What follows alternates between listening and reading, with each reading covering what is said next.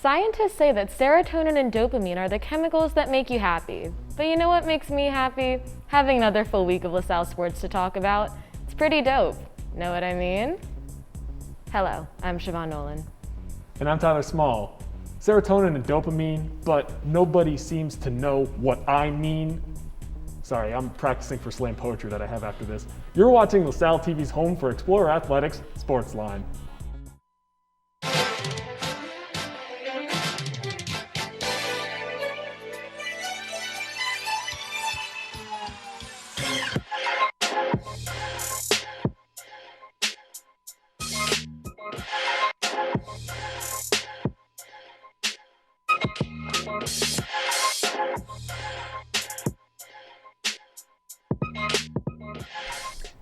Welcome to SportsLine. We had another lengthy slate of games this past week, but don't you worry, because we will be catching you up on everything you might have missed right here. And later, we welcome on our very own Isaiah Clark to talk about women's soccer's upcoming matchup against Fordham. But first, let's take a look at our SportsLine top 3.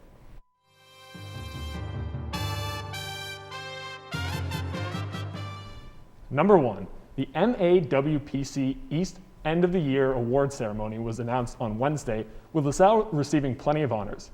Head coach Tom Hyam was recognized as Coach of the Year, while senior Daniel DeMotor landed in the first team All-Conference. Being recognized for second team honors was senior Cole Stroston, sophomore Colin Chimilar, and freshman Velchko Kodorica. When asked about the players' recognition, Hyam said, and quote, "Having 4 players make All-Conference selection teams is just a testament to the hard work this team put in this season. I'm very proud of everyone and everything these guys have given to the team so far, and for the older guys throughout multiple seasons." Number 2, graduate student Grace Mancini was named Atlantic 10 Track Performer of the Week as the league announced its first weekly award of the season on Wednesday. Mancini began the season with a bang, breaking the school record in the 3,000-meter run at the Villanova Opener on Friday. She took the victory while finishing the 3K race in 9 minutes 30.87 seconds to break Morgan Suzelke's previous mark of 9 minutes 35.52 seconds set back in 2016. Mancini receives the recognition after not competing since 2019 as she redshirted the abbreviated 2020 season. It marks her 3rd career weekly award from the Atlantic 10 and 2nd career A10 Track Performer of the Week honor. And number 3, I swear we are not recycling our old scripts here, even though we probably could for this topic. Freshman pitcher Frank Elisol has been named Atlantic 10 Conference Rookie of the Week. This is the 2nd consecutive week and 3rd week overall this season that he has been given the honor. Elisol was spectacular on the hill on Saturday in the Game 2 victory against George Mason, improving his record to 2-0.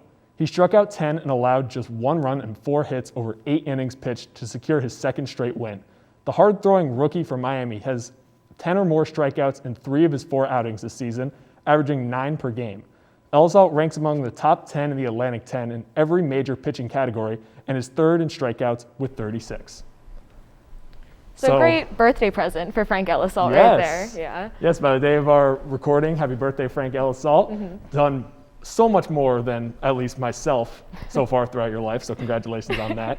But that being said, I want to start with water polo first. I mean, under Hyam, he has just taken this team to another level. They had a 207 win percentage that went up to 375, and in conference they were .083, and now they're up to 333. Yeah, and these awards just speak to, like Hyam was saying, the testament to all these players, how much they've improved, how strong the program is. So it's really great to see them recognized for all of their great performances this season. We'll get to that and Mancini's and so much more, but that's going to do it for top 3. Now let's see how our teams did in this week's recaps.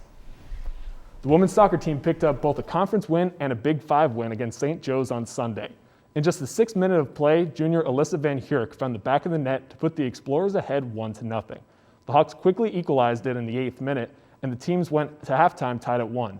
The draw wouldn't last as senior Amira Lokitis scored a rocket of her own in the 49th minute.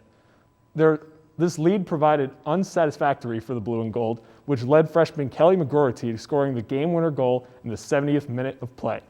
Alongside their 3-2 win, LaSalle outshot St. Joe's 20-8, while goalie Jordan Stallard picked up 3 saves on 8 shots faced. Men's soccer also faced off against St. Joe's on Sunday, where they picked up their first conference win and their first shutout of the season. The Explorers received a free kick in the 3rd minute, which junior Ike Hollinger quickly sent streaking into the net for LaSalle's first goal. Despite having their way with the Hawks defense, the Explorers went into halftime with a narrow 1-0 lead. But then, in his bid for the 2021 Puskas Award, Amari Cotterell made it 2-0 on an absolute stunner of a goal. The Hawks offense seemingly missed the bus to LaSalle, and goalie Brett Werner only had to make one save to secure the Blue and Gold's 2-0 victory. Number 24 ranked women's water polo had 3 games this past week, first against Villanova. LaSalle got off early on the Wildcats, finishing the first quarter with a 3-2 lead. That advantage grew slightly by the time of halftime when the horn sounded, with the Explorers now up 6-4. The visitors continued to stretch their lead out of the intermission, and by the end of the 3rd quarter, LaSalle had a lead of 10-6. The Blue and Gold repeated the trick of the 4th period and pulled away at the end with a final score of 14-8. Sophomore Shannon Zumalich paced the team with 4 goals and 3 assists. Then, doubleheader action for the Explorers began with a matchup versus McKendree. The Bearcats held the edge early, leading LaSalle 4-3 after the opening period. The Explorers found their form across the next 2 periods of play, outscoring McKendree 10-4.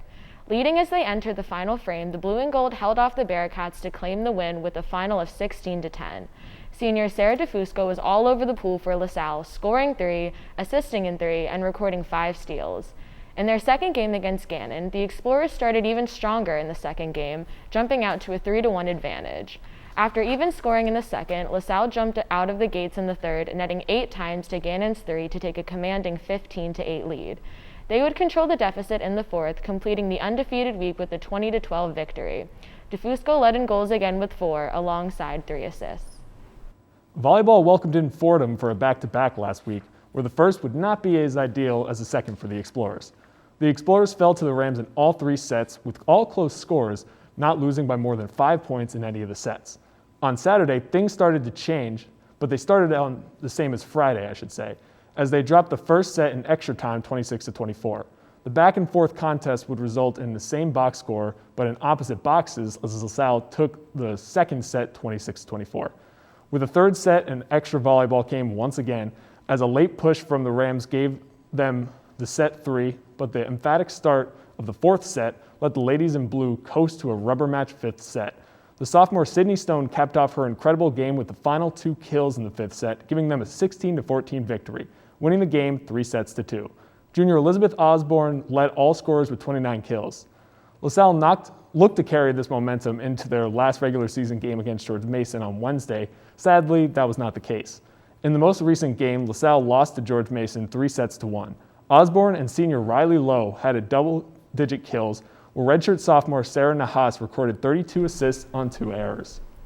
Baseball traveled to George Mason for a doubleheader last week, where the first of 2 was highlighted by senior lefty Colin Scanlon throwing 4 scoreless innings. George Mason broke the pitcher's duel with a 2-run triple in the 5th, but LaSalle stormed back with 3 in the bottom half. Junior Tatum Levins hit an RBI single, followed by back-to-back RBI walks by sophomore Nick DeVitro and graduate student Ryan Guckin, made it to a tie ball game. LaSalle stranded 3 with a chance to take the lead and gave up the next 5 to lose the game 1-8-3. Game 2 would be El Asalt's game, as after the Patriots recorded 2 hits in the first, they would remain hitless for the next 6 innings. Sophomore Dylan Maria got the scoring started for the Blue and Gold with a 3-run blast, an RBI triple by senior Alphonse Sadala, an RBI bunt single from sophomore John DiMucci, and another RBI from Tatum Levins made it 6-0. Sophomore Elijah Dickerson put the cherry on top with a solo shot, and LaSalle splits another back-to-back with the Patriots 7-1. El Asal would only allow 1 run and 4 hits and fan 10 in 8 innings pitched. To finish the week, LaSalle faced off against Mount St. Mary's, and the bats stayed hot. Sophomore Connor Coulahan scored on a wild pitch, and an RBI ground out from Dickerson made it 2-0 in the first. After the Mountaineers tied it up in the bottom of the first, a Guckin single in the third regained the lead. LaSalle would not trail from this point on, as the lead would be capitalized by a moonshot from sophomore Bubba Weigel. Sophomore Nick Hammer would get the second win of the season with a final score of 8-4. Women's lacrosse took on number 23 ranked Drexel last Saturday, where the Dragons kicked off the scoring in the first 30 seconds of the game. Senior Bridget Reske fought back, scoring just a minute later. LaSalle was within 6 at the half with goals from senior Allison Hunter and sophomore Maddie McKee, but they could not recover after Drexel fired back with 4 quick goals in the second half. The Explorers beat out the Dragons 9-15 when it came to turnovers, but could not win the game as they fell to the Dragons 14-9. Senior Sarah Alias tallied 5 points, and Hunter led the team with 2 goals. The men's and women's track team kicked off their season at the Villanova Opener on Friday. For the men's side, junior Ibrahim Kadir broke LaSalle's 3K record by running 8 minutes and 25 seconds to finish second among 13 runners. Senior Dennis Mania competed in the high jump and recorded a mark of 2.05 meters for the blue and gold. Freshman Noah Hayes competed in the triple jump and long jump in his collegiate debut and recorded leaps of 13.37 meters and 6.1 meters respectively. On the women's side, we have another broken 3K record as graduate student Grace Mancini ran 9 minutes and 30 seconds to place first out of 8 runners. Behind her was junior Elle Mancini finishing second, followed by the twin Liz Mancini, and to add on to the Mancini sisters' success, sophomore Christine Mancini took home a win in the 15-meter run with a time of 2 minutes and 30 seconds. In the 800-meter, sophomore Sammy Miller finished second for the Explorers with a time of 2 minutes, 21 seconds. Men's and women's swimming competed against Loyola in Maryland on Saturday. For the men's team, junior Zachary Wolbert led to team the victory with 3 wins for the blue and gold and broke the record for the 200 fly that was set back in 1987. Senior Isaiah Gregory took home a pair of wins in the 100 and 200 breast.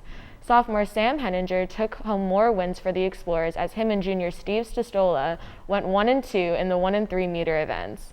Freshman Zach Miller put himself on the board by taking home his first collegiate win in the 100 free. Sophomore Jay Cranmer also earned a win in the 1,000 free, ending the day in a win for the men's team 156-138. The women's team unfortunately came up short against Loyola 165-130. However, junior Sarah Rossetto broke not 1, but 2 records for the women's team in the 200 back and 400 IM. Rossetto also took home an additional win in the 200 free. Freshman rookies Megan Heist and Ava Carter each earned second place finishes, Heist in the 100 breast and Carter in the 200 fly. Field hockey welcomed in Lock Haven University to Hank Davidson Field this past week, where the blue and gold were able to register their first goal of the young season, courtesy of sophomore Natalie Billy Eunice. She would record the finish on a rebound shot from the freshman Tatum Johnson, who got it on a corner to give them a 1-0 lead. And just 2 minutes later, a quick goal from the Eagles tied the game at 1 as they netted another to take the lead 8 minutes later. It would look to be a statement from this point on as Lock Haven won this one 2-1. Then LaSalle traveled to Towson, where the Tigers jumped in front early in the first. A back-and-forth shot battle had redshirt junior goaltender Cassie Kincaid busy, recording 5 saves in this one, but another 2-1 deficit would go against the Explorers, as they dropped this one as well, 2-1. Sophomore Hannah Yanovich netted her first goal of the season in the loss. The softball team kicked off a 4-game series that included 2 doubleheaders against St. Joe's. In Game 1, St. Joe's got off to a hot start, scoring 6 runs on 5 hits. The Explorers pitching continued to struggle against St. Joe's, giving up an additional 5 runs in the 3rd inning, and before you looked, the Explorers were down, facing an 11-0 deficit. Freshman Tessa Dodson and sophomore Maddie Little were LaSalle's only bright spots on the day, each going to tally a hit apiece in 2 trips to the plate for the Explorers, only hits in the game. Little, along with junior Natalie Rios, also reached the bases on walks. Starting pitcher Sarah Dewala was credited for the loss, only lasting 2 1/3 innings as LaSalle lost 12-0. Game 2 of the doubleheader was much of the same. Regan Ware got the starting nod and pitched a complete 5 innings, but there were little differences in the result from the first game. The Explorers gave up 1 run in the first, 5 in the second, and then 3 in the 3rd inning, finding themselves down 8 after 3 innings of play. Maddie Little, Natalie Rios, and junior Kaylee Piven got into the box score, going 1 for 2 each, but LaSalle couldn't get any runs on the board, and before the game was over, St. Joe's added 2 more runs to push their lead to 10 and sweeping the doubleheader. Game 3 saw St. Joe's once again get off to a hot start, tallying 9 runs in the first 2 innings. They also added 4 more runs in the top of the 4th before sophomore Victoria Zatko gave the Explorers their first runs of the series on a 2-run homer in the bottom half of the inning.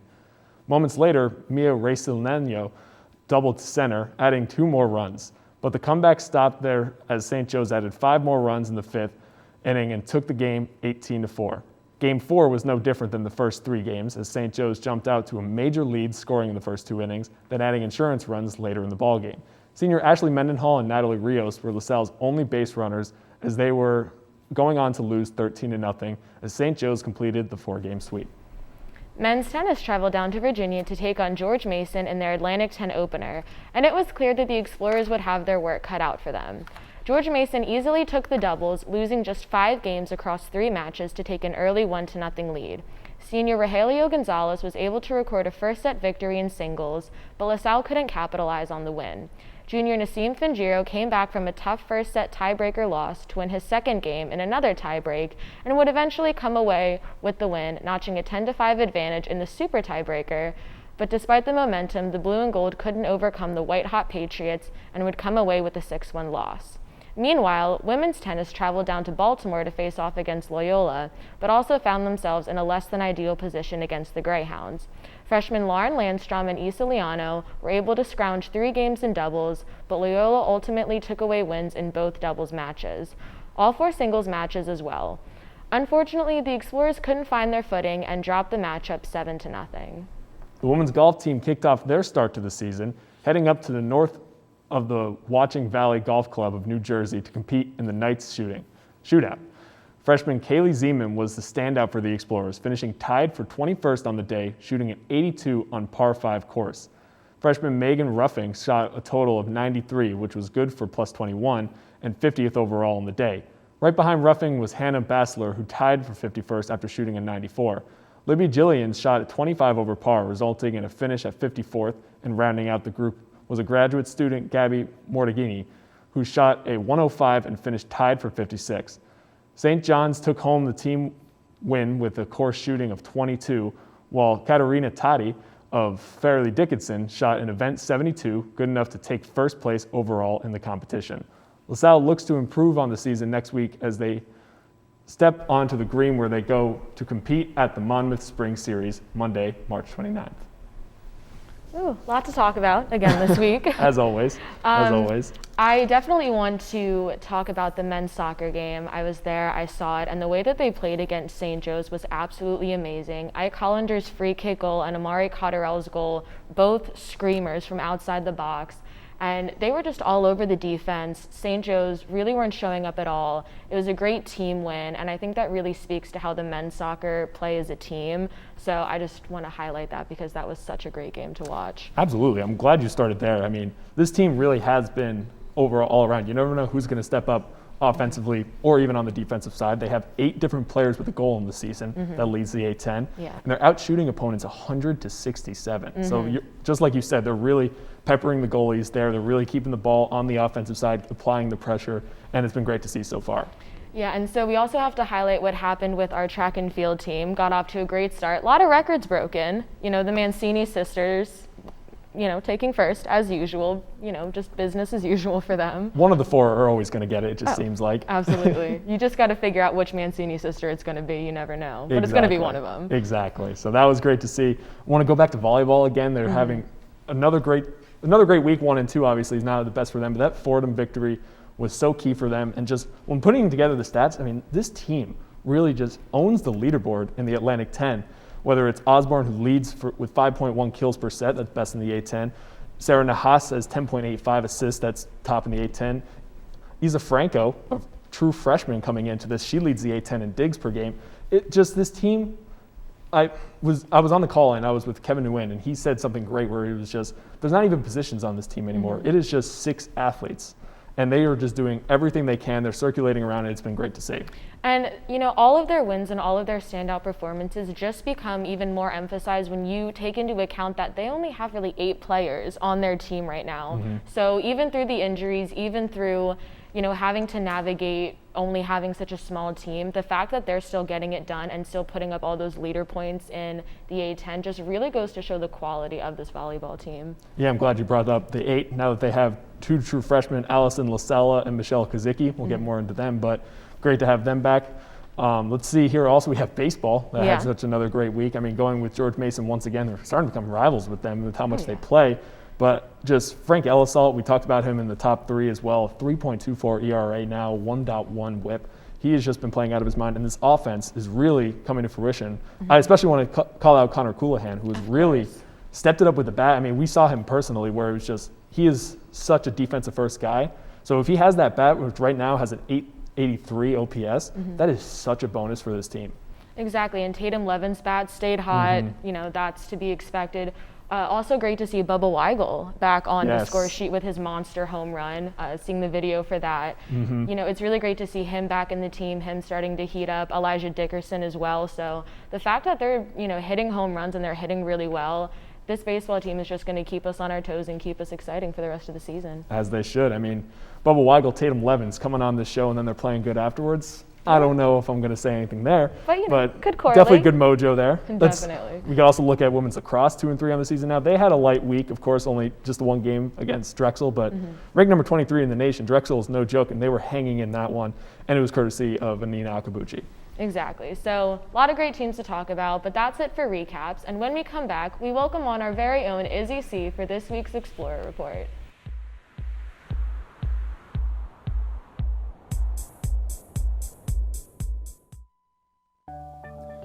According to statistics, 40 million adults suffer from depression or anxiety. 1 in 4 college students are affected by this as well.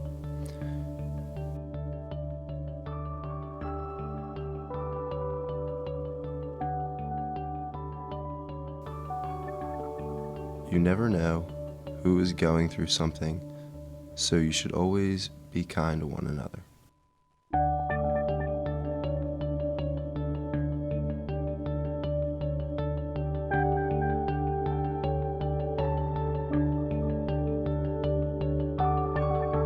A little kindness can go a long way. It might even save a life.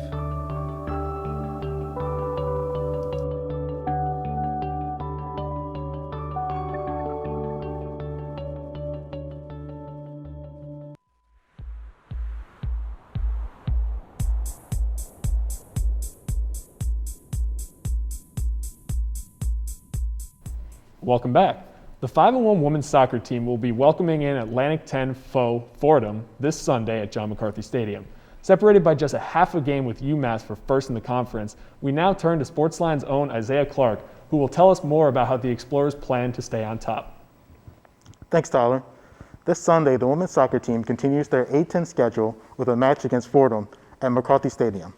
The women have been dominant all season, boasting a plus 15 goal differential and 1 loss on the season. The key to success has been their balanced attack on offense, with 7 Explorers with a goal so far and 5 with 2 or more goals. It's hard to pinpoint just 1 or 2 standout players for the team. This reflects in the team's lack of weekly honors, despite having the best record in the A-10. The last Explorer to earn recognition from the conference was freshman Kelly McGrody back in the first week of the season. With all that being said, if I had to highlight one player, it would be goalie Jordan Stollard, whose goals against percentage leads the A-10 and is second in shutouts with 3. On the other end, Fordham has had a tough season so far, only playing 3 games on the season. The last 2 games were losses to A-10 opponents UMass and St. Joe's. It's hard to see a rusty Fordham squad top the Explorers, whose 1 loss came on the goal in the last minute of the game. Yeah, I'm glad you brought that up. I mean, talk back, they have that separation with UMass. That game was against UMass that they just lost in a heartbreaker. So I think that this team is coming back out with a vengeance, starting with that St. Joe's win. But I'm glad you started with Stollard because I think that it has been, of course, she's done such a great job filling in this year, but for Claudia Jenkins, I should say. But also at the same time, this defense has just been unbelievable. They're, of the 15 teams in the Atlantic 10, they're 11th in shots faced, which means that just Stallard's not even getting an opportunity half the time because the ball's not getting through that defensive line. So we'll see how much they can keep that up. Yeah, and Isaiah, I just wanted to ask you, even though anytime you're facing a team in the A-10, it's not going to be an easy matchup, but what do you think is going to be the Explorers' key to just really winning and dominating this game against Fordham? Well, the biggest key is just continuing what they're doing so far. It's been working. So far, I know that I said in there that there's no standout players, but Amir Lakitas is definitely a leader on the team right now. She's tied for the most points on the team with 9. So she's getting goals and she's getting assists. So she definitely helps, but really can't call her standout because there's another person with 9 points. Right behind them is two players with 7 points. So it's really important for them to keep up that balanced attack. And I really see no way that they're going to lose this game. I mean, you're right. I mean, and the person she's tied with is McGroarty, who is another player right here, true freshman coming in. Caitlin Donovan's right behind her just with one less goal. And these are just players that on this team offensively, because they have such confidence on the defensive end, they have no problem bringing everyone up to the goal box, basically. They are really ready to attack at any given moment, and there's always a chance for somebody to step up. I mean, Maddie McCready picked up 3 assists in one game. Just any player could really take that step on any given day, and I don't know whose day it's going to be when it comes to Fordham. Yeah, you never really know, and it's really great to see that they have a really good shot at overcoming UMass, because UMass is no joke. I mean, they did score over us in a heartbreaker, but that was in the last 30 or so seconds of play. So they're very neck and neck, very close, and it's going to be really exciting if the Explorers can take this game and go over UMass and just show the A10 that LaSalle did not come to mess around this season. Yeah, I mean, and Isaiah, I'll ask you actually. You see a lot of similarities, hopefully, with this team that won the championship a couple years ago. Obviously, it's the same Paul Royal coach team, and it shows a lot of similarities both in their game plan and the players that they have stepping up. Do you think that they have a chance to run it back here in the Atlantic 10 just from a couple of years ago?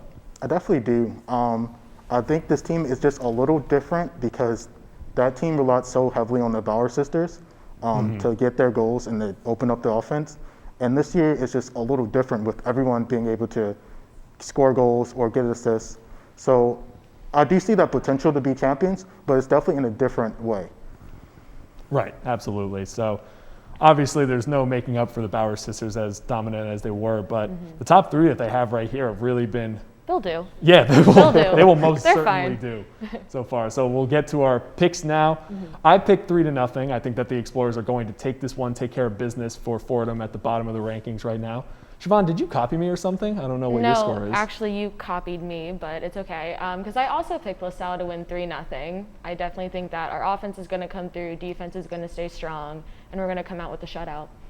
I'm actually going to double you guys. I'm going to say LaSalle wins 6-0 on this one. Wow. I just don't see how this defense stops this offense right now. I mean, that's fair. It's Delaware State all over again where they put up a 10 spot, so they absolutely have the capabilities of doing that. I love the confidence. Yeah, absolutely, but that just about wraps it up for us this week. If you can't make it out to see the Explorer Report, be sure to tune in next week for our coverage. Keep up with this weekend's other sporting events by visiting goexplorers.com or check out this week's edition of The Collegian. Also, check us out on Facebook at facebook.com/LaSalleTV and on Twitter at SportsLineLTV. We welcome you to send your thoughts and suggestions there. This week's poll is, who shows more of a bias for a specific sport? Is it Siobhan with her soccer or me for my hoops? Definitely me. Definitely me. But for Isaiah and our entire SportsLine team, I'm Siobhan Nolan. And I'm Tyler Small. Thanks for joining us, and we'll see you at the game.